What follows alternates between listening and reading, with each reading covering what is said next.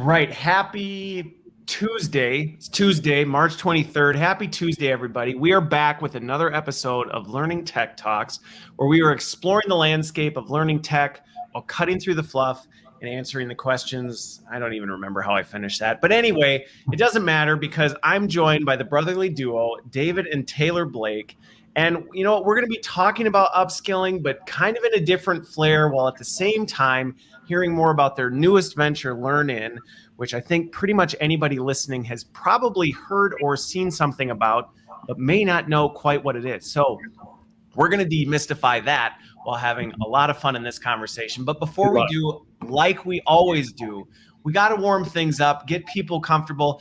And just so you know, everybody watching, listening, you should play along as well. So David and Taylor, we're going to start with an easy one. We're starting with a slow pitch. So where are you in the world today? I'm going to go do the opposite of what I usually do. I'm going counterclockwise. So Taylor, you're up first. All right. I'm here in Salt Lake City, Utah, which Dave is close, nearby. We're about 40 minutes away. Don't spoil it. Look at you. I know, right? Okay. All right. You know what's funny is I always just love asking, like, where are you in the world today? And then seeing how people answer, because sometimes it's just I'm in Salt Lake City, Utah. And then other times you get the whole story behind it. So anyway, let's switch it over. Now, David, it's your turn, although we kind of know, but you can get more specific. So part of the great COVID migration. So after 10 years in San Francisco, moved back home to a suburb of Salt Lake City. So both Taylor and I grew up out here, and so this is where the roots are. Really? Okay, so that, Taylor, we've talked before, and I did not know that part of things. So I didn't know that was where you grew up, and then you went to California, so now you came back. All right, learning so many new things, and so is everyone else. All right, so the next one, we're staying on the family topic. So this one's going to be fun, but I'm going to reverse the order. And you know what? If you're watching, you can comment in too, because it's always fun to hear what everybody else is doing. But let's start with this one. David, what is your favorite sibling childhood memory? And while I didn't specifically state in the rules, you have to do the sibling that's on the show with you. Yeah, that's true. I didn't say that. So let's see where you go with it. This is, we'll tell you a little bit about Taylor, who I know you've gotten to know a little bit over the years. But so I'm older of the two of us brothers. So I'm second of five. Taylor is fourth of five. Okay. So he had the advantage. So we're competitive, and there aren't that many things 6 years apart where we got to compete head to head. So he didn't get to prove his dominance or dunk on me on the basketball courts or any of that growing up because we were separated by 6 years. But our ACT scores were a very clean, delineated way of kind of proving, who's actually top rung. And so he had the advantage because I went first. And so he knew what number he had to beat. But it'll also tell you a lot about Taylor. He will he's efficient. He'll do the minimum amount required to get the outcome desired. And so Taylor studied just hard enough to beat me by 1 point and then stop. And, so that's that. Taylor bested me in the ACT. Okay, so Taylor gets to respond to this one. Yeah. But I love that it's like, it wasn't like I just want to crush it and see how. It's just, I'm going to beat you by 1 point. Just a little bit. Yeah, and the trend actually continued. For whatever reason, that was a good quantifiable measuring stick. So as you go younger among the siblings, they each generally bested each other by just a little bit. Just a little bit. Okay, yeah. Got it. Okay. Yeah. All right, Taylor, you're up. Favorite sibling memory? Oh, favorite sibling memory. With Dave, since he's on here, I mean, Dave made my life so much easier. And I'm not sure I've ever really thanked him for it. And it's because every night I'd be, laying in my bed and I'd hear Dave come into the house at, who knows what time, way too late. And I always got to listen to him get an earful from my parents, which meant that by the time I was a teenager, Dave had just pushed the boundaries so that for me, by comparison, I was just the easy child, the angel. Always got into a little bit of trouble, but never as much trouble as Dave. Never as much as Dave. And he set the For bar. the record, our parents have never called Taylor an angel. So that's revisionist history. Yeah. But Got it. Older siblings, do get to take the We do, right? I'm the oldest, and that's what we do. We set the bar, we push the limit, and then everybody else can kind of come in behind, and they've got an easier path. So look at that. Look at that. We set the gratitude right there. So now we got to hear it on both ends. So I'll share. So we were talking about this before we came live. So my brother's 10 years younger than me, almost 10. And he actually helps me with the show and this other stuff too. So we kind of work together in some regards. So I had a bunch of them actually. So I was actually having a hard time picking which one that I was going to think back to. But I think one of them that really stood out was we were big into Nintendo 64, like back in the day when Nintendo 64 was the thing. And we used to play Diddy Kong Racing all the time. I love Diddy Kong Racing. But the thing that I think he kind of liked it. He's maybe on, so maybe he'll comment in and answer this one. But I think it drove him nuts, but at the same time, he kind of liked it. If you remember Diddy Kong Racing, you could fly. Okay. And so you could fly these planes, and I would fly way ahead and get super far ahead and be on the last lap right before the end game. And I would wait.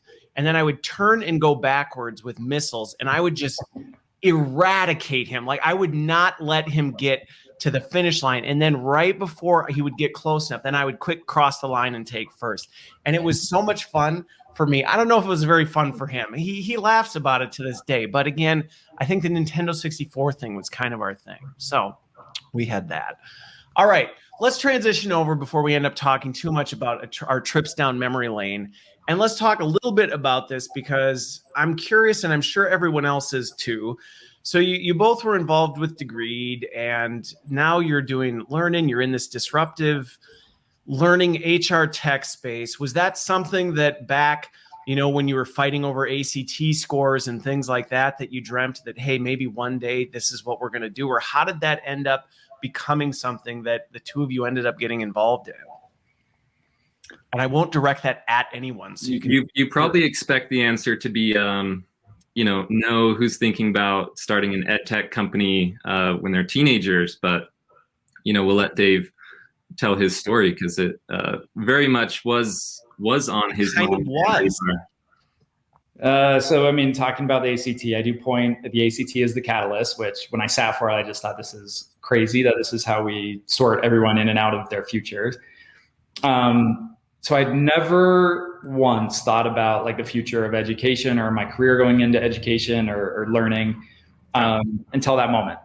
But it really did throw me. And I went to the library. I tried to find books on it, and I started trying to do research and study. I didn't find a lot, to be honest. This was pre-Google. But I found a lot of the history catalog.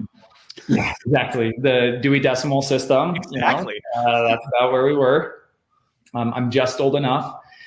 And so that summer, after I graduated, I wrote a business plan on a university of the future. Okay.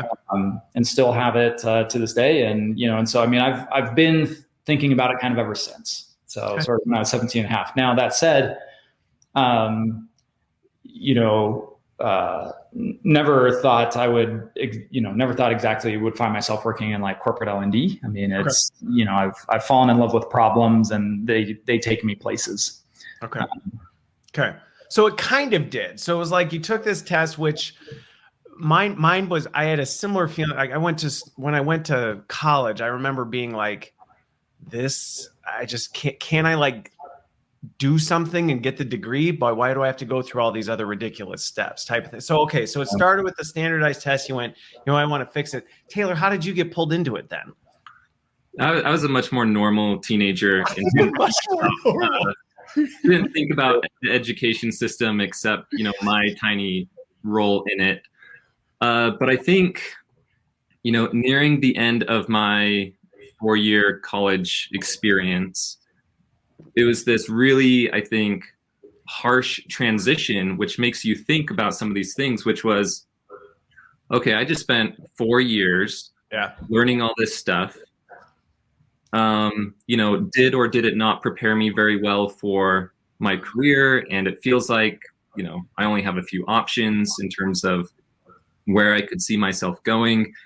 And then like, okay, so I learned for 4 years and then I work for, 40 years. And that's just this idea of like, okay, I'm going to learn and then I'm going to go work for the rest of my life. And it just felt like we've got something a little bit mixed up in terms of how we think about lifelong education, because it just felt way too binary. Like you're in learning mode for 4 years, now you're working for 40 years.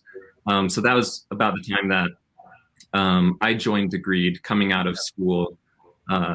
So that's kind of David had some time to get it up and kind of starting to figure out, and then you started just going, you know what?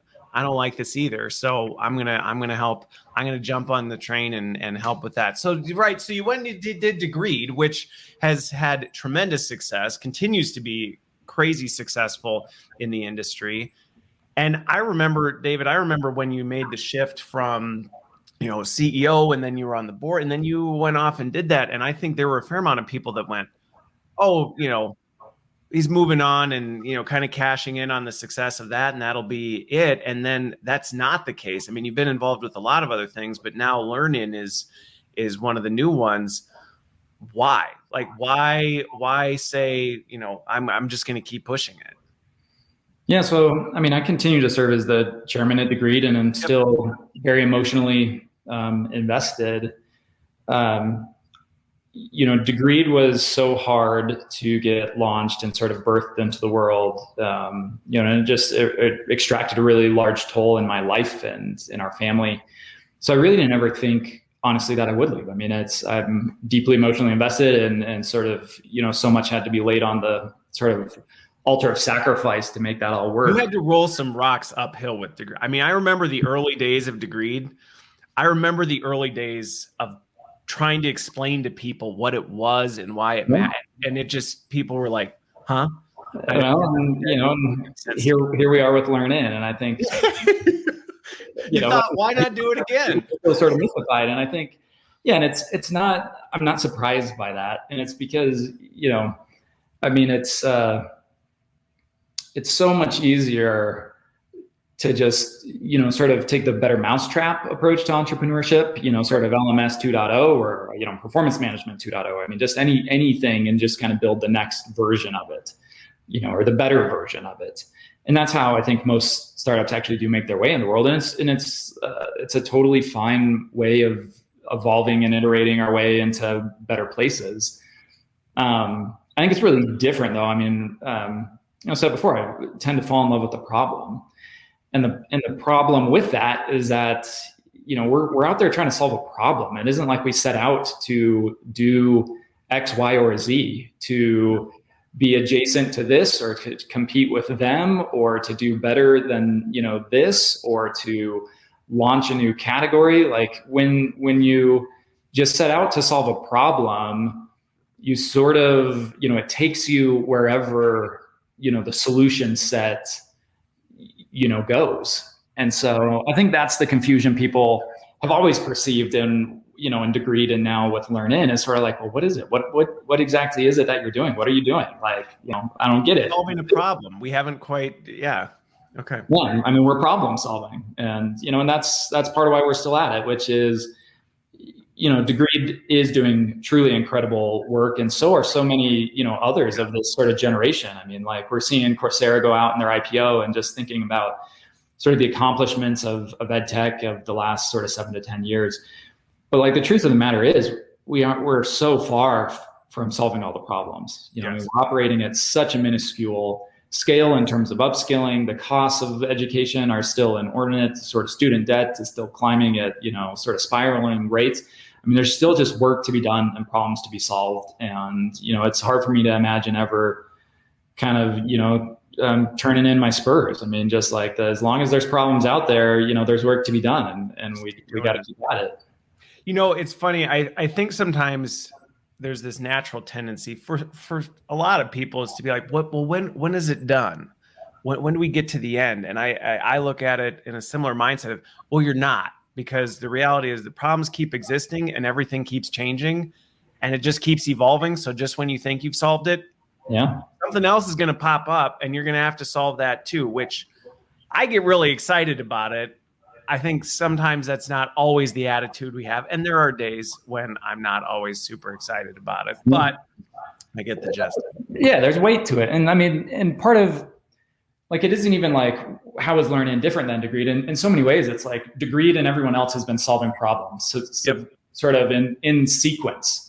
And so let's talk about that. Like, let's transition to that piece, because we're talking about solving problems. So what were some of these problems that you went, we can do more, or this is another set of problems that we're going to try and tackle with this? Yeah, I mean, Degreed came on the heels of, like, I think, to name two big shifts. One was information went from being scarce to accessible, and that's largely just the internet. And then specifically, Degreed came on the heels of education being democratized, and that's largely pointing at the MOOCs. And between those two things, Degreed was birthed at sort of this moment in time when the ecosystem had sort of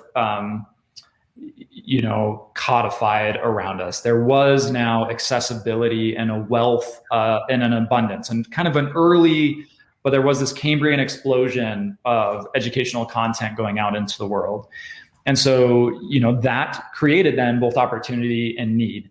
And Degreed, arose to meet that, to help people curate it, to create search, to, be able to put it into pathways, to have it add up to something of merit, to be able to sort of score and credential and measure it, to be able to reflect it back to your employer, for employers to be able to make sense of it all.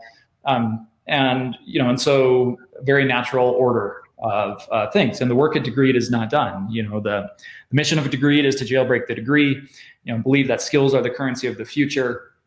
And there is still great sort of important work to be done there. But I think, what's happened is, and it really is just an evolution. We're getting to now new questions and additional problems. And I think one of the really important ones is sort of equity and fairness, which is, corporate L&D has not ever been asked how equitable their programs are, not ever. Nope. And why not? Well, because 5 years ago, I mean, there was just such a burden of other problems of just trying to mobilize education, of creating access to the education, of, trying to improve the ability to measure it in any way. Learning measurement historically is not awesome. It's not like we had What are you talking about? Like we had an abundance of clarity, and so we are solving problems in sequence. Yeah. We've gotten to the point where now, in the rearview mirror, higher education was the predominant system of education and skilling of the workforce. But in, looking forward, through the windshield, corporate L&D, in a world of lifelong learning and, 100-year life and sort of longevity, we're going to learn more at the hands of corporate L&D than we will from our professors and universities. And so all of a sudden, we actually do need to start asking the questions of equity and access in corporate L&D, or risk a lot of unintended consequences and sort of systematic biases and hidden barriers. So that's just one example of and it's just here we are, and it's hard to look back and sort of blame our institutions of 5 years ago. I mean, it was just not.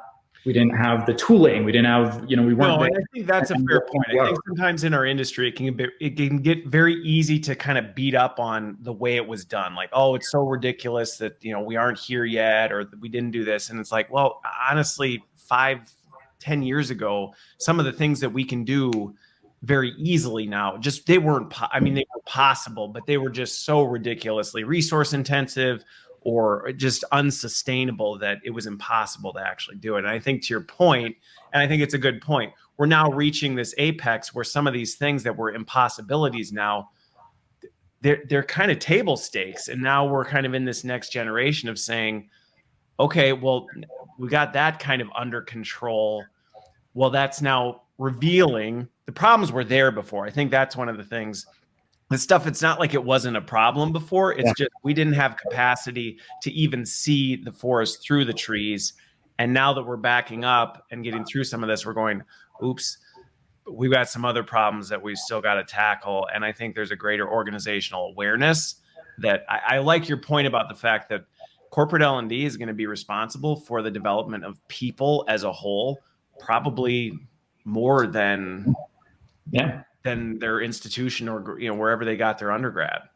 It used to be this, you know, component of our careers that was almost inconsequential, in large part because it was so compliance driven. It was for the company's sake. It was never about us. It was never about our development. It was never about our learning. It was never about our careers. It was never about our future. You know, but that slowly shifted. And, you know, increasingly it will be a meaningful part of, you know, who gets the right skills, who is sort of qualified for opportunities, who is, you know, given promotions, and who is sort of, you know, mobilized to become leaders. So much of that is going to now be dependent on the quality of lifelong education that you get, the quality of corporate training and skilling that you get. Okay. All right. So I got a question for you, Taylor, because I'm going to redirect this one.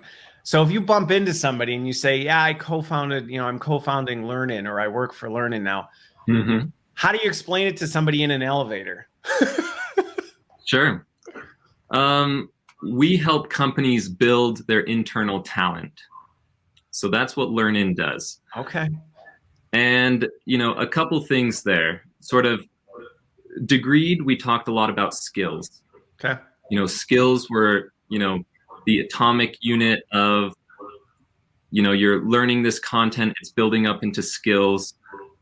Learnin, we're thinking, approaching it more from, and a lot of people are familiar with Degreed. So if I'm talking to someone from L&D, I'll say, do you know Degreed? Great.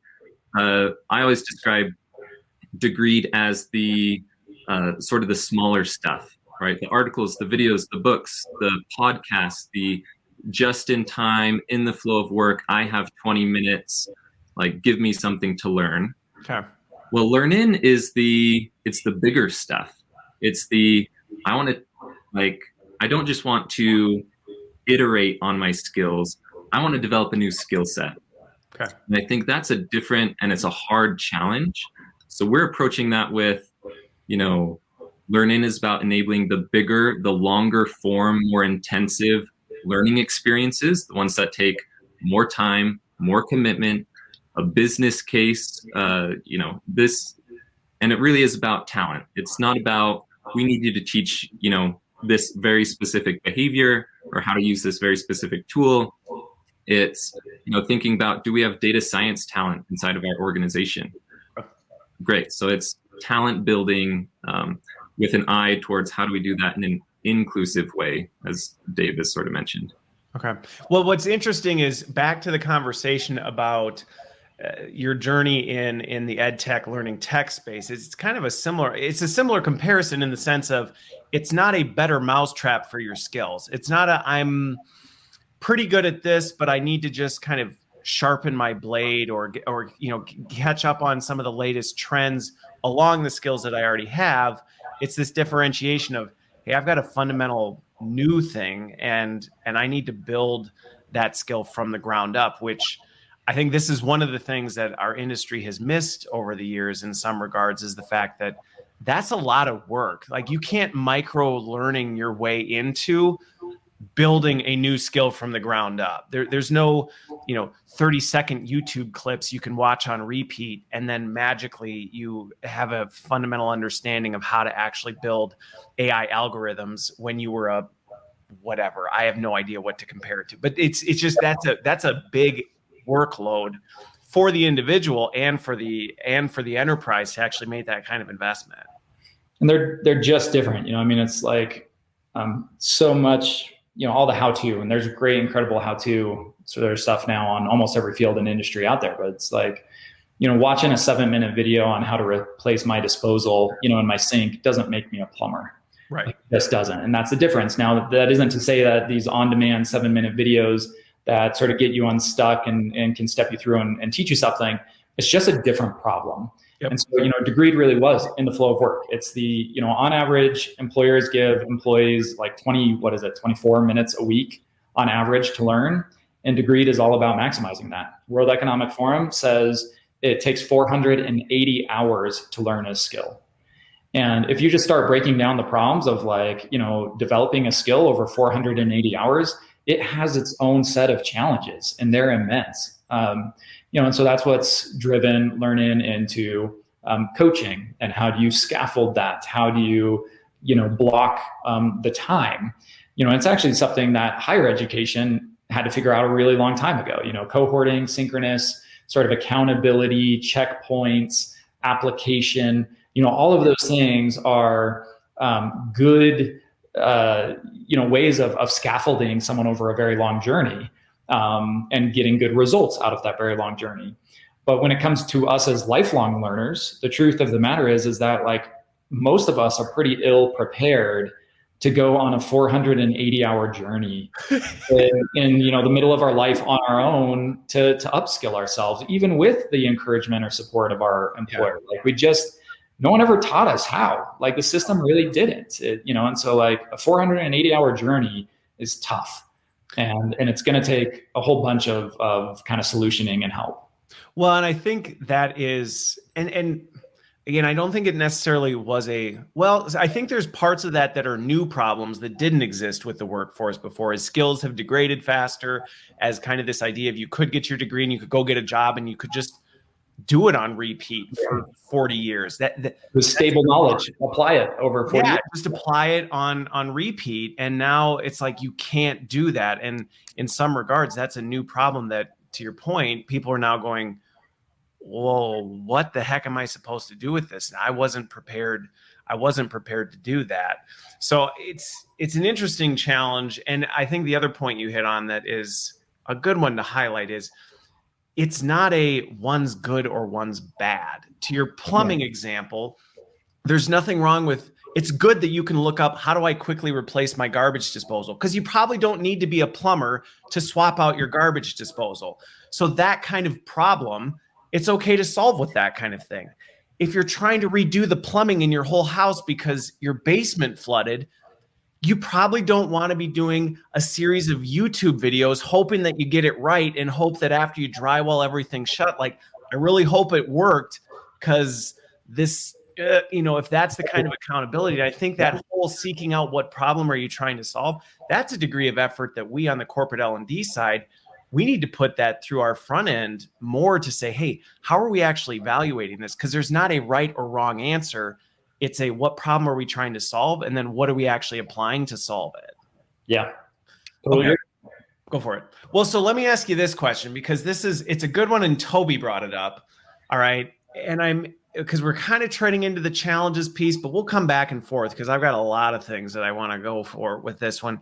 But this is a real challenge that people face is, okay, so we made this investment, we did this, we tried to tackle this with over here, and now we've got to go back to the well and say, remember how maybe you thought that we were going to do this and it was going to solve all our problems? That wasn't quite accurate. And now we need to talk about doing this more. And it's not a trade-off. It's not now we dump all this stuff we were doing before, free up the funds, and now we put them over here. It's no, we keep investing here because that's still a really important capability, and we need to layer this on. How are you seeing organizations work through that challenge? Yeah. Well, first, I'll say I have a lot of conversations with people where I'll ask them about their upskilling needs and what they're doing. And a lot of times I'll just come out of it and say, honestly, you need Degreed, or you need something like Degreed. That is, based on what you're telling me, that's where you should start. But a lot of times, right, there is this additional need in these longer form skill building type experiences. And instead of it feeling like, gosh, well, here's an extra thing that we now have to do, we talk to it a lot in terms of your tuition assistance program. So here's something that you're already doing that we think you can reposition a little bit, make it more strategic, and to align it to this new set of needs that we're talking about. Because tuition assistance really is, hey, we're going to help pay for our employees go do 2 or 4 year degree programs. Yep. And then make them sign a thing that says you're going to stay for 4 years after you do it. Right. And there's all sorts of things that are kind of messed up with tuition assistance today.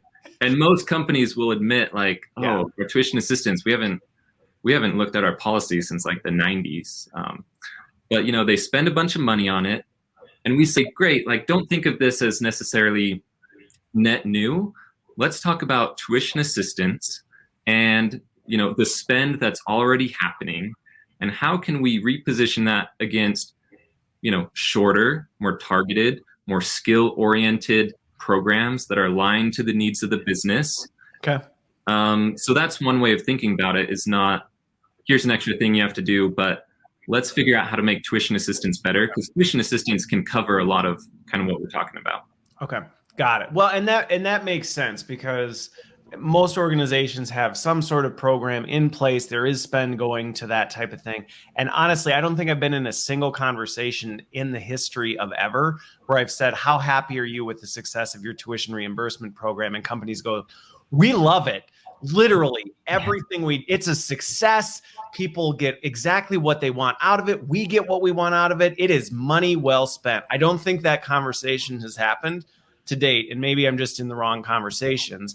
But I think the opportunity to say, hey, what if we could use that capability, that potential that we're trying to tap into, let's use it better, so that rather than something where it's not really getting you much, people aren't necessarily really happy with it, we're only touching a fraction of the population, like let's actually do something and actually benefit the organization as well. So the question I have as a follow-up, well, actually Toby had it, but I have a way I'm reframing this, is you talk about, creating greater equity for these type of opportunities. And I think one of the risks or challenges with the traditional model of tuition reimbursement was it wasn't always super accessible for everybody. It was not always super accessible for everybody. And so it, in some ways, almost reinforced continued bias of, oh, well, we have special programs for our high potentials, which is the tiny fraction of the population who we then invest in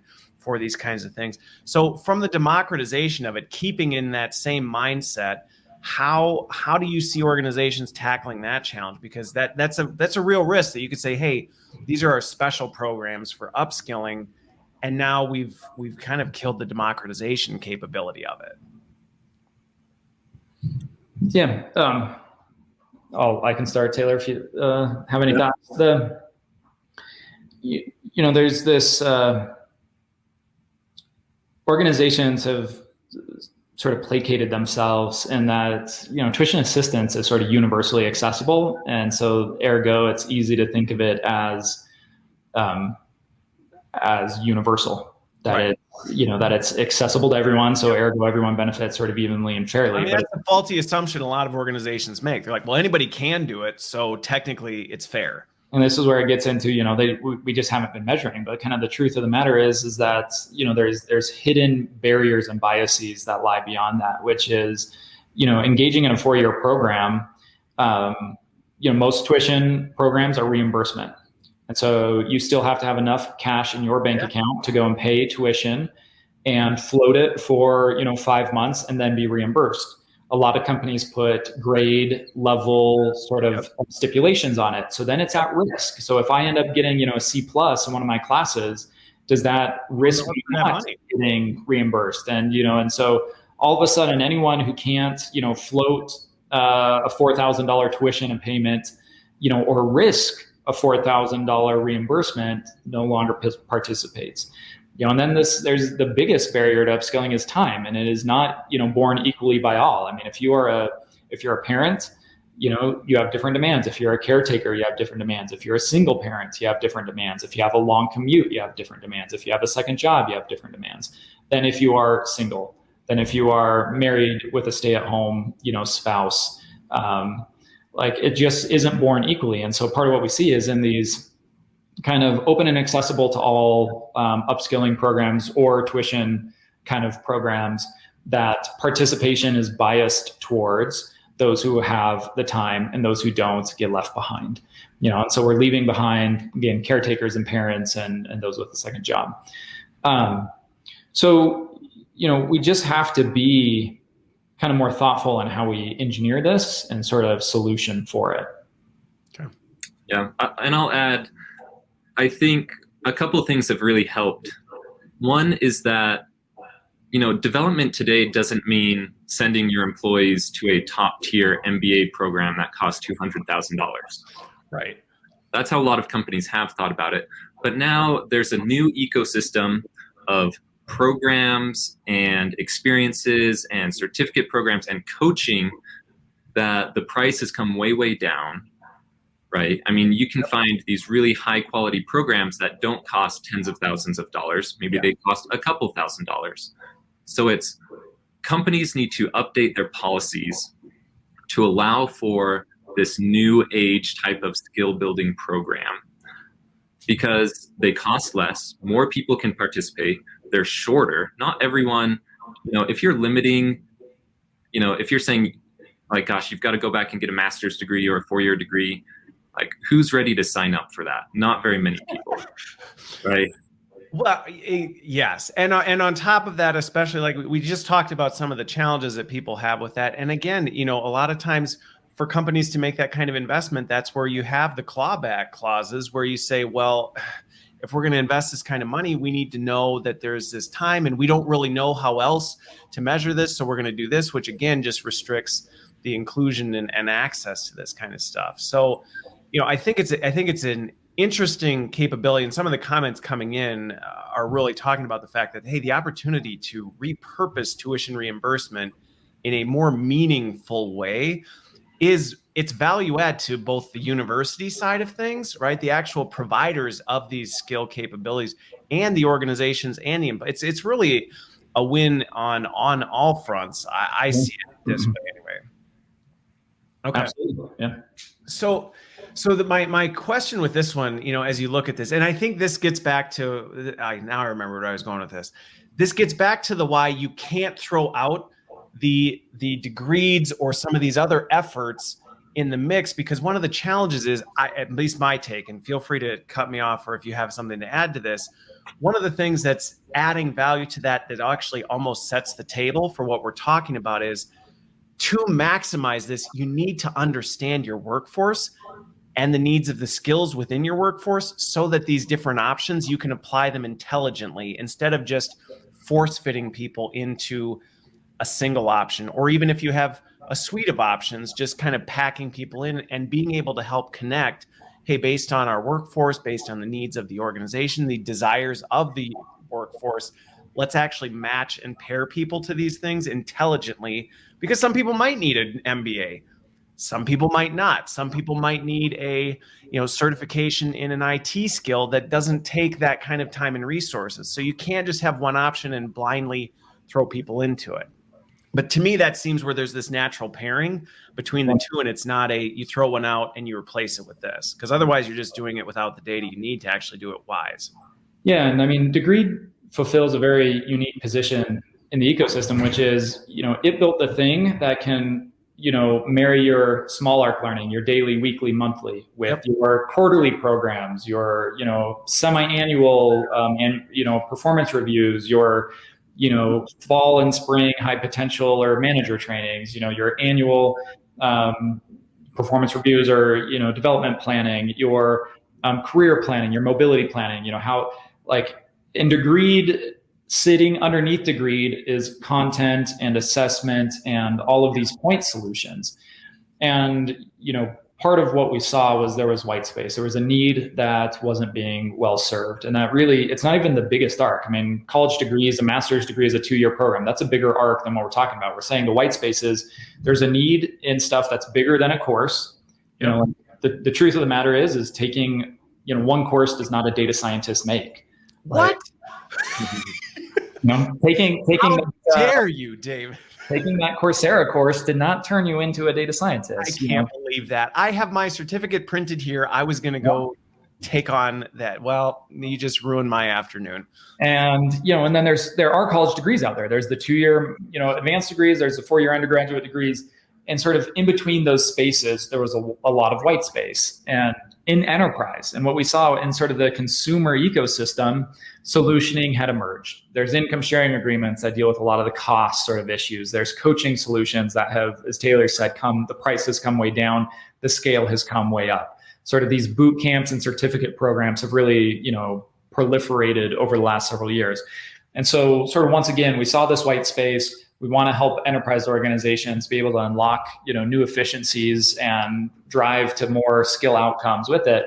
But all of this would still sit under your Degreed, implementation. Like Learn-In is integrated with Degreed.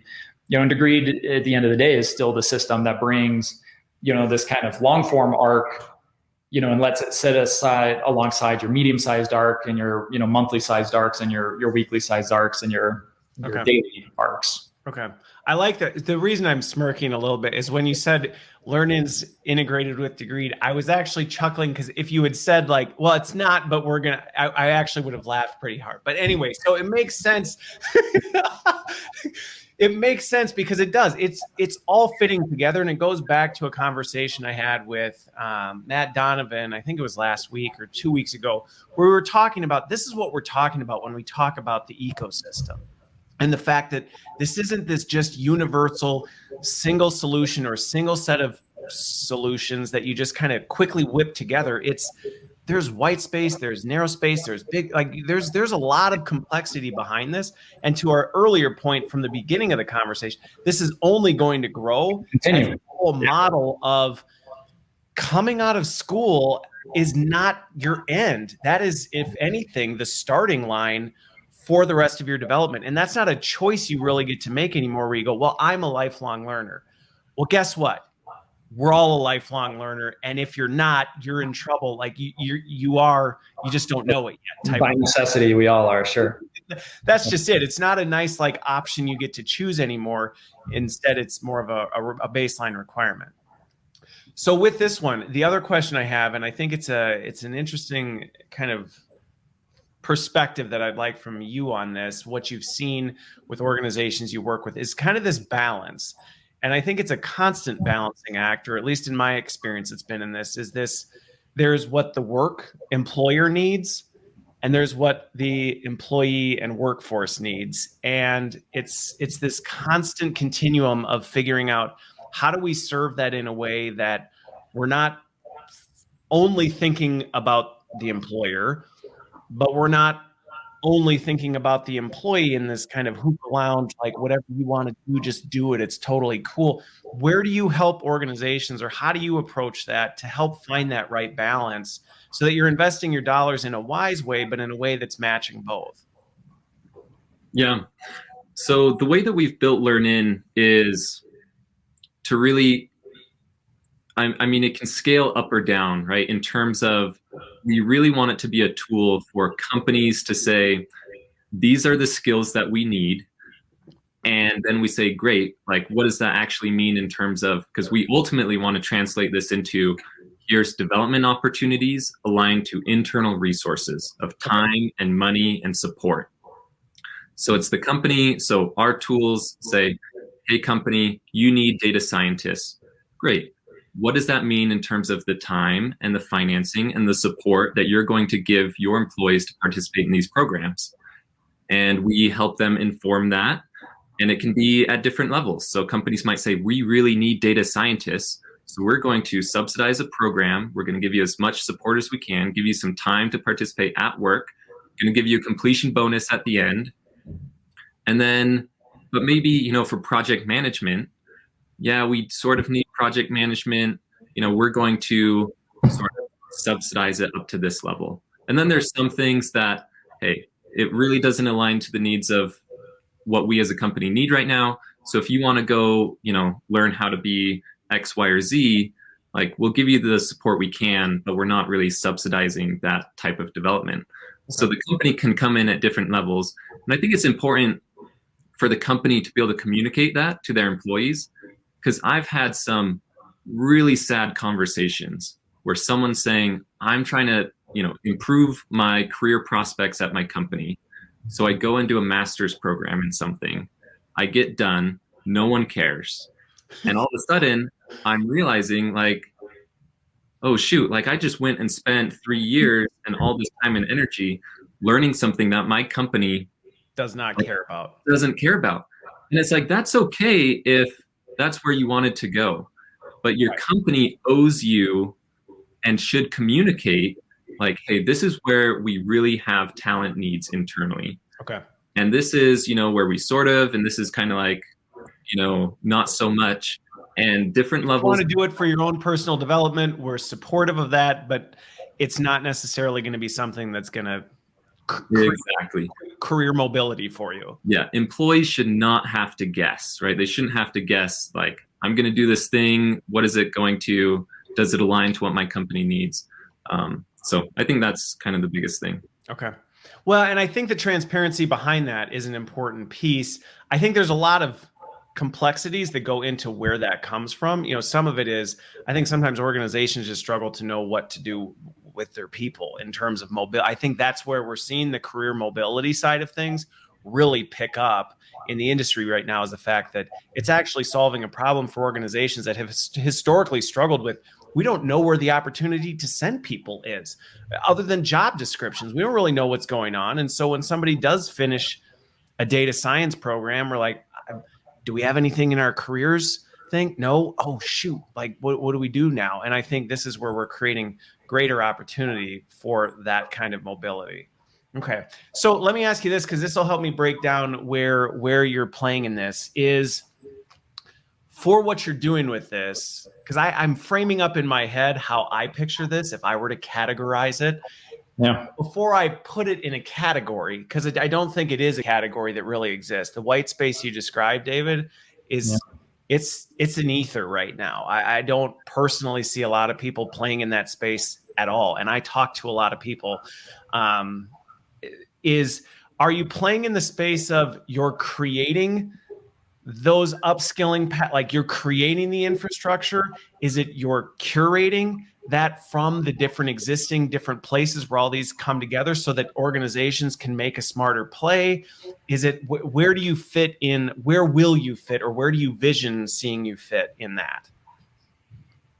Yeah, I mean, it's the curse that I'm, called to carry, I guess. I mean, and the honest answer is like, I don't know. I mean, we're just solving the problems. I mean, break the problem down, and I don't know. I mean, like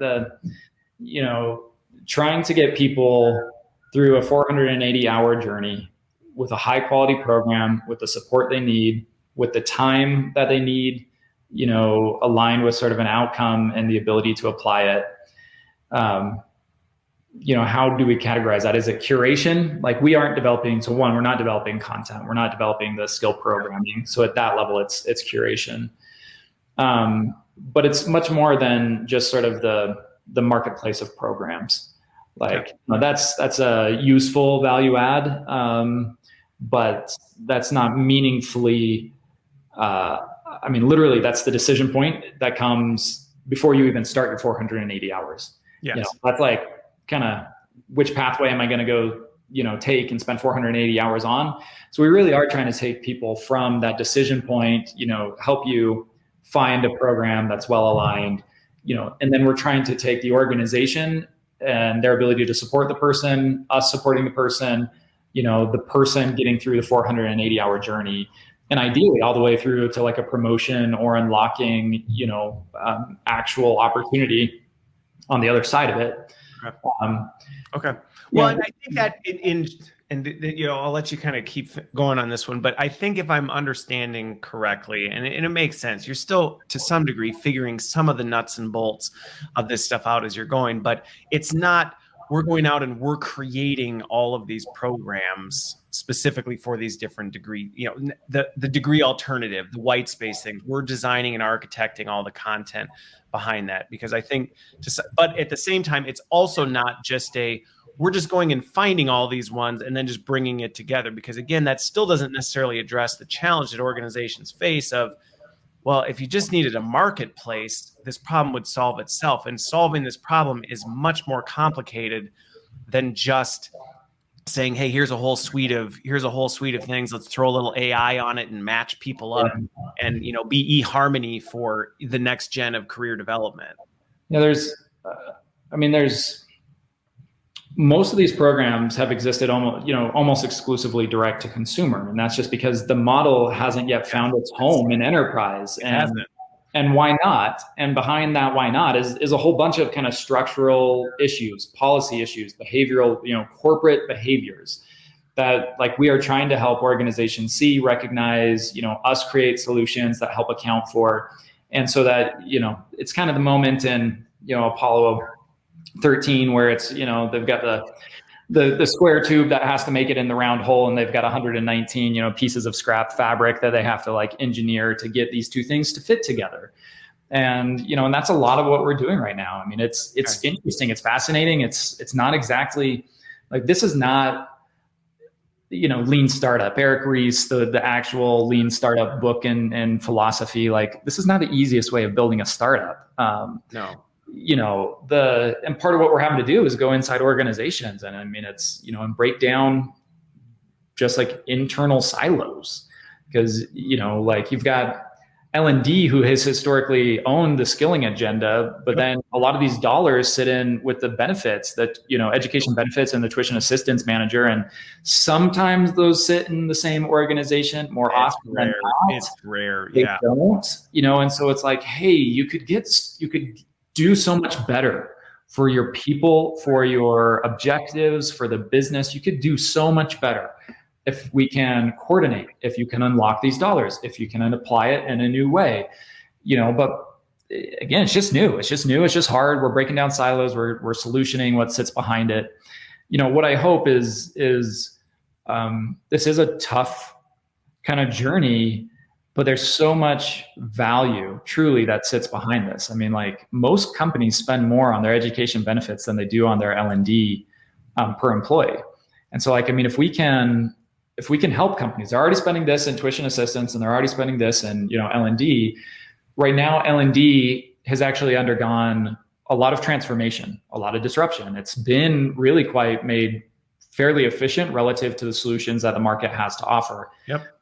Now, education benefits has not. Like, as Taylor said, a lot of companies haven't re-examined it since the 90s. Like it's a 30-year-old, legacy system that's being spent on, I firmly believe the absolute worst thing you can spend tuition assistance on is college tuition. Like pound for pound, dollar for dollar, that is the lowest ROI, way you can go and send anyone to gain knowledge or skill. The absolute worst.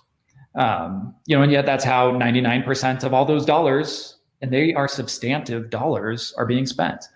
So. Well, no, and the thing about it is, and what you're talking about should be, while it could feel overwhelming to learning professionals, like, oh my word, are you kidding right now? It's also very exciting because the position and the potential we have as an organization is huge. And I think historically we've kind of accepted that we were just this little like, well, we just kind of do our thing over here and, we want a seat at the table and all this stuff. And it's like that opportunity now is creating itself in many, many, many different ways. Some are just where we are in the optimization and the efficiency we're getting at. Some are what you're talking about is we can tap into new funding, new things, new aspects of things that were historically outside our camp and forge that together. I think I talked about this maybe, it was a couple of months ago, was the same thing on customer education. You start talking about how organizations can leverage this for customer development and the revenue generation potential out of that. I mean, there's a ton of potential in this space right now for people who are willing to embrace it and go, we got to think outside the box here, and we can do some massive, powerful things if we really lean into it. I'll give it back to you to, you coined the phrase, man. Name the category. Like degreed, birthed and created and leads the LXP category, but like that is not, we didn't come up with that name. I mean, that was everyone else trying to understand and put words. Don't ask me to create another category. I think people are having a hard enough time. We will give it to you. You tell us what. There we go. All this. I'll noodle on that one for a bit, and I'll get back to you. Yeah. So one other question. Go for it. Let me just add one thing. Yeah, no. Talking about the silos between L&D and benefits, I mean, I think the real thing that we need to drive towards is helping organizations think in terms of, in terms of the problems. Yeah. So if the problem is we need to develop our people, we need to invest in our talent, we need to take someone from here to here, like, let's frame it in terms of that. Let's not frame it in terms of, what should our tuition assistance policy be? What should, hey, how are we going to, administer our LMS? Like, we need to think in terms of these problems, because there are these silos, and there are people who are thinking, they've got their blinders on to their specific challenges. And this like holistic employee development building talent risks getting lost between these different categories and stakeholders. It does. Well, and I think this is where the complete reframing of what learning and development is we're reaching a point where we almost have to, because what learning and development is no longer what it will be, and it's in the past. And I think this whole idea of we are the people development engine of the organization, and that then spans across the horizontal, because it's like, well, that's not tied to a function or a silo or a business unit. That's tied to an enterprise initiative that does have tremendous value to an organization, because no matter who you talk to as a business leader, nobody says we don't need to develop our people because the business is changing and we need to get them on board. They may not use our L&D buzzwords and terminology, but they're saying the same thing. They know that the market's changing, things are evolving, and that the people need to know how to get on board with that. They just don't necessarily always know how to articulate it. So I think it's interesting, where you're going with this. And I appreciate the transparency behind we're working through exactly how this will all go. But based on the comments and just my own take on it, for what it's worth, it is a huge hole. It's a huge hole in organizations. And I think it's something that there's tremendous opportunity to fit. So where does this leave you today, as organizations are stepping into this? Like, what's a good starting? That'll be my final question, because I've got about 473 more that I could ask, but I'm not going to, because otherwise we'll be here for the remainder of the day. But for organizations that are starting, maybe hear this, or they're going, you know what, snap. Like, you're right. This is something that maybe we should start thinking about. How do you advise them to start treading into this territory to say, all right, we know we probably need to think outside of this. We aren't really sure where to start. We don't want to get hung up on analysis paralysis type of thing. Like, where to begin? Yeah, the good news here is that, especially when it comes to tuition assistance, it's so inefficient that we can gain efficiencies and cost savings almost from, like the first hour of sort of breaking this problem down. Okay. So that should give a lot of people confidence, which is, this is an area for material, either spend the same amount and get more for it, or try and accomplish the same outcomes and spend less. So, we really do believe that this can be a very big driver in cost savings or in increased skill output. But look, we need those kind of pioneering spirits who are interested in, who have the stakeholders, who have the champions internally, who, recognize that this is a truth, that, there's utility and value for the individuals and for the organization if, the organization's willing to do the hard work of breaking down some of these barriers and engaging in this work holistically. Degreed went 3 years. We existed January 2012. The first enterprise client was January 2015. And it would have gone years longer if it wasn't for the pioneering spirits of one of our first partners. And that's what it takes. I've come to appreciate that sort of, there's no fixing these problems in a laboratory. We've got to work in partnership to make these things real. And so I'd welcome anyone who's listening here, if you feel like you've got, kind of the energy inside of your organization to engage in this work and drive to those improved outcomes, we'd love to just, partner with you. Cool. Well, and I think that's a really natural, it's a great place to end too, but I think that gives it a very tangible, actionable thing where it's not, because I think the tendency would be to think like, oh gosh, I've got to go try and drum up business stakeholders. It might be as simple as saying, hey, let's take a look at what we're doing with our tuition reimbursement right now. Let's take a look at that and see if maybe we could be doing better, getting more out of it, spending less, whatever that is. Let's see if we can maximize that. And that now becomes a tangible thing that you can action against. It opens the conversation that most likely, I don't know a lot of orgs that are going to go, no, we're perfectly fine with it. Don't touch it. It's great. Leave it alone. Okay. Well, with that, we are, what's that? Appreciate it. All right. Well, we're out of time. So thank you both for joining me. Thank you everyone for tuning in. Hopefully this got your noodle, rolling, or whatever term you want to use to get you thinking about things. And you found some value in it. I appreciate you being here. I appreciate you both joining me, and I hope you have a wonderful rest of your week. Thanks everybody for watching. Thank you.